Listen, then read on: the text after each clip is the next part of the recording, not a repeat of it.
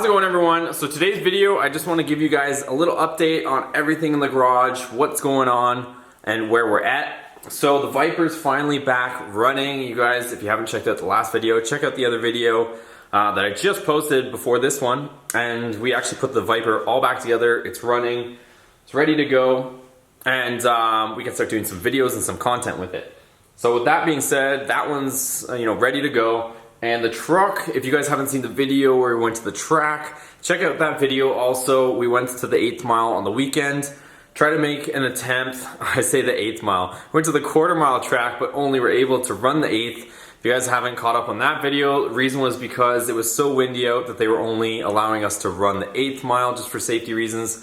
I guess they were for fear that people would blow off the track or something crazy. But I mean, the wind was pretty bad, so I'll give it that much. Also, we learned that they're not going to let us run slicks on the truck without having a drive shaft loop, so that's something else we now have to add.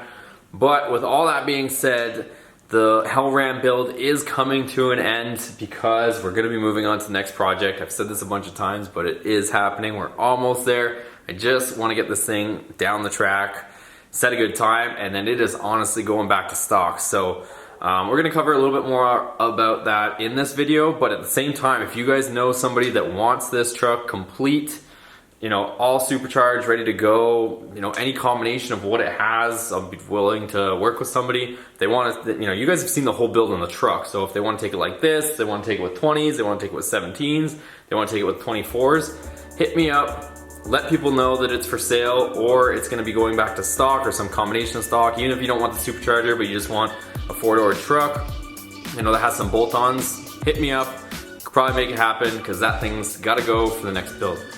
Anyways, there is one thing I did want to show you guys happen after the track. Nothing bad, but I'll show you right now. All right, so the combination that ended up finishing off when we came back was 17s were on the back because we had to run just street tires, and the 20s went on the front. Originally, if you guys recall, when I left for the track, the 17s were on the front and the 20s are on the back. Reason being for that whole confusion is because the 17-inch slicks are mounted on these ones, and I can't drive on these over the track. Two reasons. One, I don't want to waste these, and those are not DOT legal. So that way, when we were finally at the track, we had 17s on the front and 17s on the back. And what happened was when they told us we couldn't run the 17-inch slicks in the back, I wanted more rubber on the back as opposed to those lower profile 20s. So we did a switcheroo and we put the 17s on the back, 20s on the front. But if you guys recall, we got these 20s for very cheap. And overnight, my truck took this funny stance. If you guys can't tell, she's a little low on this side. So this one ended up being completely flat the next day, so I really don't know why, but I'm gonna pop it off. Maybe it caught a nail, maybe, I don't know what happened. I mean, it's not like we were doing a burnout on the front tire, so it must have picked something up on the way. I'm gonna pop it off, check it out, and then we'll continue the vid.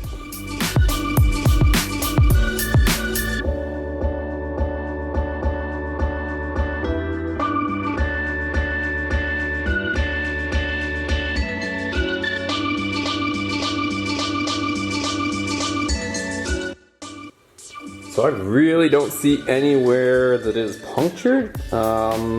This tire is like pretty well cooked, honestly. I'm not gonna sugarcoat it. And the tire is pretty much spent. It's down to just about the wear bars, or pretty much at the wear bars. But again, I was never really planning on running this on the track. This was just supposed to be on the back just to limp me over to the track.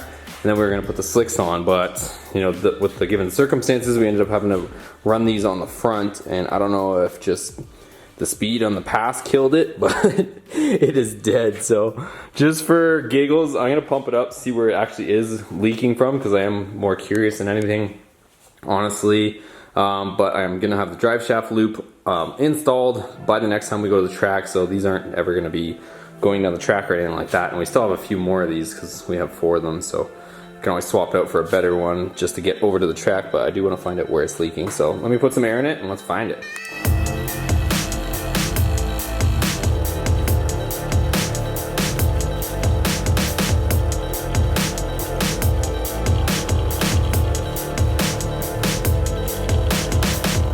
Okay, so we found the culprit. It's actually somebody put some sort of patch right here that is deciding to leak. Hope you guys can hear it. But that is the culprit right there. So that's it. I put another stock tire on the other side for now, but anyways, I kind of just want to figure out what that was, more out of curiosity than anything. But let's continue our discussion. Okay, so a couple quick things, and I'll make a separate video on it also, is I'm getting some questions on the QA1 shocks. Well, maybe not necessarily on the shocks themselves, but about the wobble with the Beltec 2.4. So if you guys have been following along closely, we did get the illicit no-cut brackets to fix the rear axle alignment for the Ram 1500 after lowering it. But I wanted to, kind of in an attempt to maybe set the record straight and help you guys out at the same time, I refrained from putting them on just to see if I could solve the wobble issue that goes on the back end of these trucks when you lower them.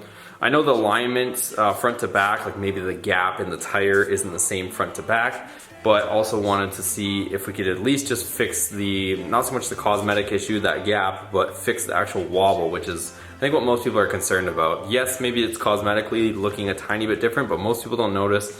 But the wobble is definitely a major issue that needs to be addressed because it can get dangerous if you go too fast.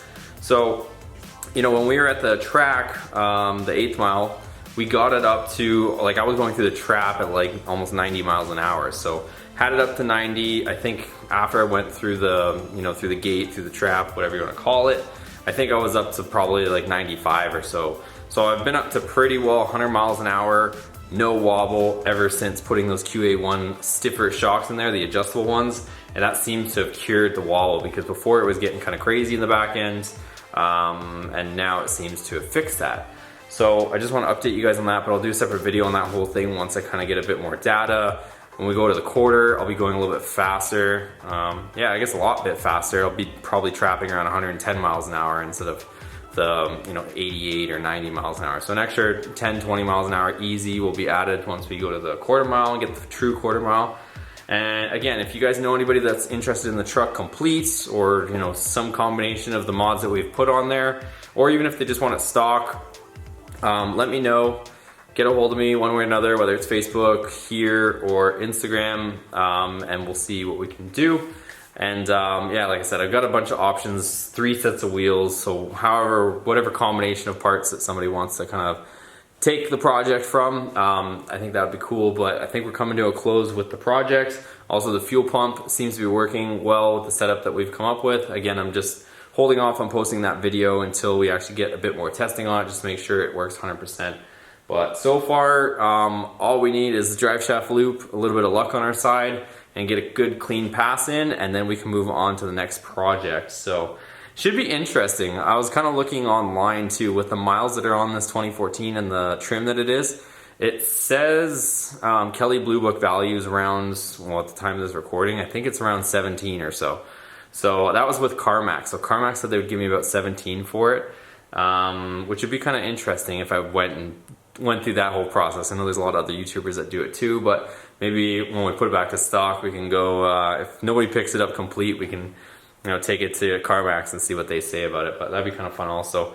Anyways, guys, if you like this video, please give it a thumbs up. We'll be doing a bit more stuff. I'm gonna be getting that drive shaft loop sorted out hopefully this week, and then we'll move on from there and continue the journey. Now we have this car finally up and working. It's not, you know, disabled in this space, so we can tackle some more projects. But anyways, guys, thanks for watching. We'll see you on the next video. Take care.